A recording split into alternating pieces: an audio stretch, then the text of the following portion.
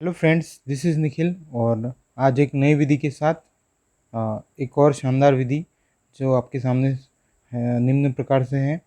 क्योंकि ये विश्लेषण विधि बहुत इम्पोर्टेंट विधि है और ये इसके क्वेश्चन एक कहीं ना कहीं पूछे ही जा रहे हैं अपने एग्ज़ामों में, अल्टरनेट सालों में पूछे ही जा रहे हैं, तो इसे आप ध्यान से देखें। विश्लेषण का अर्थ होता है खंड खंड करना। किसी चीज़ को अगर आप बांट देते हो, किसी समस्या, जटिल समस्या को आप क्या क्या कर रहे हो, खंड खंड में कर रहे हो। बड़ी समस्या को छोटी छोटी समस्या में आप बाइट्स के रूप में सॉल्व करते हुए आगे बढ़ते हो, तो वह विश्लेषण विधि का एक महत्वपूर्ण पार्ट होता है। ठीक है। पूरी विश्लेषण विधि ही एक रूप से खंड खंड करके ही आपको हल करने पर प्रोत्साहित करती है। कोई बड़ी समस्या है तो उसे आप क्या टुकड़े कर दो, तो इससे क्या है, वो जो है ना, अपनी समस्या एकदम सरल हो जाएगी। सोपानों में बांट देंगे उसे। अब देखिए, इस विधि में बालक किसी जटिल समस्या, विषय की समस्या को क्या कर रहा है, छोटे छोटे खंडों में हल करके ज्ञात करता है। इस विधि में क्या होती है, बालक की मानसिक शक्ति का विकास होता है। क्योंकि बालक के सामने एक जटिल समस्या बड़ी थी, तो उसने क्या किया, एक एक शॉर्ट में उसने टर्म बना लिए और एक शॉर्ट टर्म से सोपानों में बांट टुकड़े करके क्या किया, उसने हल करने की विधि को अपने यानी कि क्या था, पूरे सिस्टम को बदल दिया। उसने बड़ी विधि को छोटे छोटे पार्ट में विभाजित कर लिया, तो उससे क्या हुआ, उसके सोचने की शक्ति में अब वृद्धि होगी। पहले क्या था, बर्डन था, वो महसूस कर रहा था, तो अब क्या हो रहा है, वह शॉर्ट में एक टुकड़ों के माध्यम से वो आसानी से सॉल्व कर लेगा। यानी कि उसका अर्थ यही हुआ कि कोई भी चीज़ बड़ी है तो उसको शॉर्ट टुकड़ों में बांटकर आप आसानी से सॉल्व कर सकते हो।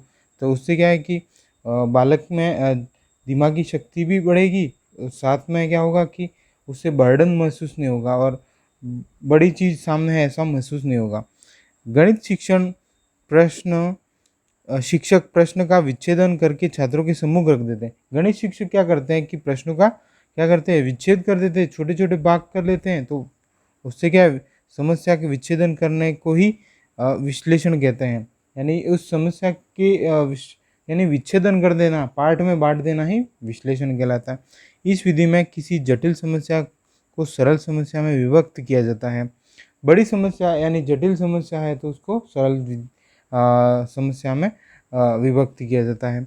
इस विधि में प्रत्येक पद विशिष्ट का यानी विशिष्ट महत्व होता है। देखिए, ये क्या है कि टुकड़ों में बांट बांट कर क्या करें, तो अगर एक पार्ट को छोड़ देंगे तो वो अगला पार्ट उससे नहीं हो पाएगा, सॉल्व नहीं कर पाएंगे। यानी कि प्रत्येक पद का यानी विशिष्ट महत्व होता है। यानी आप एक पार्ट को सॉल्व करके जाओगे तो नेक्स्ट पार्ट इसमें यानी क्रमबद्धता रहेगी। अगर आप उसमें सॉल्व करोगे तो आप अगले में उसका उसी रूप से आगे बढ़ते जाओगे।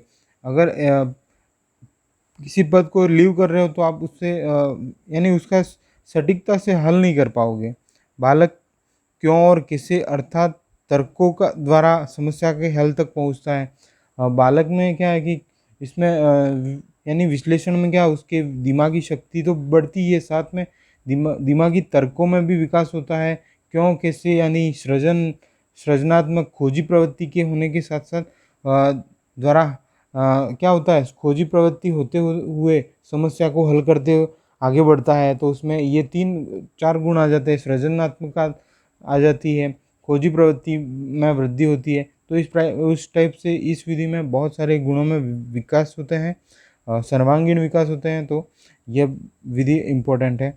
इस विधि का उपयोग रेखागणित की प्रमेयों को सिद्ध करने में तथा बीजगणित की समस्याओं को यानी समस्या को हल करने में यानी कि इसका उपयोग होता है। और समीकरणों में भी कभी कभी यानी समीकरणों में भी इनका हल करने के लिए यूज़ होता है इस विधि का।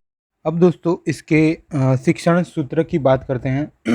पहला शिक्षण सूत्र है अज्ञात से ज्ञात की ओर, द्वितीय है अपने सामने निष्कर्ष से अनुमान की ओर, तीसरा है प्रमाण से प्रत्यक्ष की ओर, निष्कर्ष से ज्ञात तथ्य की ओर। तो ये चार सूत्र हैं अपने सामने। सबसे पहला सूत्र है अज्ञात से ज्ञात की ओर। मीन्स यहाँ पे क्या था, अपन ने शुरू में ही पढ़ लिया था कि समस्या को क्या टुकड़ों में बांटकर अपन इसका समाधान करते हैं, समस्या का समाधान करते हैं। तो बालक के लिए वे टुकड़े जो किए हैं अपन ने वे अज्ञात हैं और समग्र रूप से अपन जो जिस समस्या का हल कर रहे हैं वह क्या है, ज्ञात रूप है। तो इस प्रकार से अज्ञात रूप से ज्ञात रूप तक की ओर बढ़ता है। दूसरी समस्या, जैसे कि अपन कोई बड़ी चीज़ जैसे सिद्ध कर रहे हैं, समचतुर्भुज। देखिए मैं क्वेश्चन की ओर बढ़ता हूँ। जैसे अपने ये एग्जाम्पल है कि समांतर चतुर्भुज के विकर्ण परस्पर लंबवत होते तो वह समचतुर्भुज होता है। तो अपन यहाँ पे क्या चीज़ है, ज्ञात ज्ञात अपन को क्या है कि भाई छोटे छोटे भाग में अपन किसको डिवाइड कर रहे हैं, सिद्ध करने के लिए। तो ये अलग अलग स्टेप में अपन छोटे छोटे भागों में समस्या को क्या कर रहे हैं, डिवाइड कर रहे हैं। तो ये छोटे छोटे स्टेप जो ये हैं यहाँ पे कि ये अपन उत्पत्ति में छोटे छोटे स्टेप हैं। तो इस ये क्या है, अपने लिए अज्ञात है। और अपन किस ओर बढ़ रहे हैं, तो एक समचतुर्भुज होगा ये, अपन ज्ञात तथ्य की ओर बढ़ेंगे, ज्ञात चीज की ओर बढ़ रहे हैं। तो इस प्रकार से ये सूत्र अज्ञात से ज्ञात की ओर है। निष्कर्ष से अनुमान की ओर। निष्कर्ष तो अपने सामने दे ही दिया है कि अपन क्या निकालने जाएंगे, समान चतुर्भुज से समचतुर्भुज से तक यानी इसको सिद्ध कर रहे हैं। तो क्या करेंगे अपन, अनुमान, यानी ये क्या चीज़ है, अपन अनुमान के साथ ही आगे बढ़ते जा रहे हैं। तीसरी चीज़ क्या है, प्रमाण से प्रत्यक्ष की ओर। तो प्रमाण तो है ही सही कि ये छोटे छोटे जो प्रमाण के लेकर, ये पहला प्रमाण, ये दूसरा प्रमाण और तीसरा प्रमाण, ये लेकर अपन निष्कर्ष की ओर बढ़ते हैं, प्रत्यक्ष की ओर बढ़ते हैं। तो इस प्रकार से ये हो गया प्रमाण से प्रत्यक्ष की ओर। फिर निष्कर्ष से ज्ञात तथ्य की ओर। तो इसमें देखो निष्कर्ष देख लीजिए, निष्कर्ष तो अपना ये निकाल रहे हैं, ठीक है। जो निष्कर्ष ये निकाले तो उससे क्या हो रहा है, अपन किस ओर बढ़ रहे हैं, ज्ञात तथ्य की ओर बढ़ रहे हैं। तो ज्ञात तथ्य कौन सा है, समचतुर्भुज अपन को सिद्ध करना है, तो उसकी ओर बढ़ रहे हैं। निष्कर्ष जो ये निकाले, तीनों निष्कर्ष है वही। तो इस प्रकार से समचतुर्भुज के 4 सूत्र हो गए। इसके अलावा मैं एक दूसरा एग्जाम्पल लेता हूँ, जैसे भाषा में जैसे इसका उपयोग होता है तो किस प्रकार होता है। तो जैसे देख लीजिए, अब दिवाकर शब्द है तो उसका विश्लेषण कैसे करेंगे, तो छोटे छोटे पदों में विभाजित कर लीजिए आप। तो देखिए अब देखिए द, ई, फिर ये आ गया आपने व, आ, क, अ, र और अ, ये टोटल इतने वर्ण बन रहे हैं, यानी कि टोटल। तो इसमें अब इसका विश्लेषण अपन किस रूप में कर रहे हैं, तो देखिए स्वर और व्यंजन के रूप में। यहाँ पे स्वर कितने हैं, तो 1 2 3 4 स्वर है और 4 व्यंजन है, 1 2 3 और 4 व्यंजन है। उसी प्रकार से अपन इस चीज को अगर व्याकरण के रूप से देखते हैं तो किस प्रकार से विश्लेषण होगा। तो सुरेश ने रमा को मारा, ऐसा एक वाक्य है, उसको अब व्याकरण रूप से अपन देखें तो सुरेश ने रमा को और मारा। तो सुरेश ने क्या चीज़ है, करता है, रमा को क्या है, कर्म है, और मारा क्या है, क्रिया। तो इस प्रकार से विश्लेषित रूप इस रूप से बता सकते हैं। अब इसके सोपान की बात करते हैं। सोपान में क्या होगा, पहली चीज़ समस्या की प्रस्तुति। तो जैसे इसमें सुरेश ने रमा को मारा, ये समस्या एक प्रस्तुति करा दी। प्रस्तुति के बाद अनुभूति की कौन सी समस्या है, किस प्रकार की समस्या है, ये अनुभूति करा दी।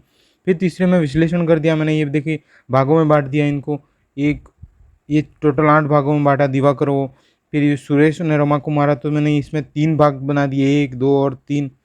तो 3 भागों में इनको बांट दिया। तो ये क्या, भागों में बांट दिया, खंड खंड कर दिया, प्रत्येक खंड का क्रमबद्ध हल निकाला। अब देखिए इसमें क्रमबद्धता से हल निकालते हैं, इसमें एक स्टेप खा भी नहीं सकते, कोई भी स्टेप नहीं खा सकते।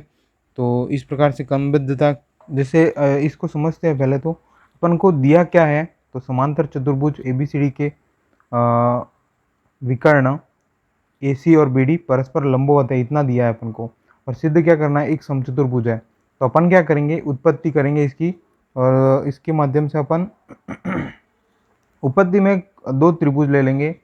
देखो एक त्रिभुज तो ये आ जाएगा अपने सामने AOB, और दूसरा त्रिभुज आएगा COB। तो 2 त्रिभुज आ गए। और इसके अलावा फिर अपन क्या कर रहे हैं कि यहाँ पे अपन को दिया हुआ है अपने सामने कि AOB और BOC, देखिए इस कोणों को, 2 कोण दिए हुए हैं, वो परस्पर 90 डिग्री के अपन को बताए हुए हैं, ये अपन को दिया हुआ है। और देखिए इससे क्या होगा कि AO और OB समान हो जाएगी। और अब तीसरा एक तथ्य आ जाएगा अपने सामने कि OB दोनों यानी कि दोनों त्रिभुजों के लिए OB उभयनिष्ठ है। तो इस प्रकार से ये 3 अपने सामने रूल आ गए, कोण, भुजा और भुजा। ये अपने सामने सर्वांग तक एक नियम है, कोण भुजा भुजा। तो उस हिसाब से ये कोण आ गया, 2 भुजाएं आ गई, तो इस हिसाब से ये सर्वांग सम हो गया। तो सर्वांग सम त्रिभुज में भुजाएं समान होती है, तो ये भुजा भी समान होगी। अब देखिए AB और BC दोनों समान होगी, जिसके कारण से ये क्या हो गया। प्रकार से दोस्तों ABCD क्या है, समचतुर्भुज अपन ने साबित किया इन सब तथ्यों के द्वारा। तो इस प्रकार से ये विश्लेषण विधि होती है। विश्लेषण विधि के गुण मनोवैज्ञानिक तथा वैज्ञानिक विधि है। देखिए मनोवैज्ञानिक विधि है क्योंकि इसमें बालक की रुचि, फिर संज्ञान में वृद्धि होती है, यानी टोटल ज्ञान कौशल ये क्या रुचिकर होता है। तो इसके लिए क्या रुचिकर होने के कारण से यह बोरिंग नहीं होता। फिर वैज्ञानिक रूप तक किस तरह से, तो वैज्ञानिकता में क्या होती है, इसमें बालक क्रमबद्ध रूप से एक एक पॉइंट को, एक एक छोटी छोटी समस्या को हल करते हुए आगे बढ़ता है। तो विज्ञान में क्या है, क्रमबद्ध अध्ययन ही है। तो ये वैज्ञानिक विधि है। यह विधि छात्रों को क्यों कैसे किया गई प्रवृत्ति को संतुष्ट करती है। तो यानी इसमें क्या है, क्यों कैसे की गई होगी ये प्रवृत्ति, तो उसमें एक एक स्टेप को अपन आगे बढ़ते हैं, छोटी छोटी समस्याओं को लेकर आगे बढ़ते हैं।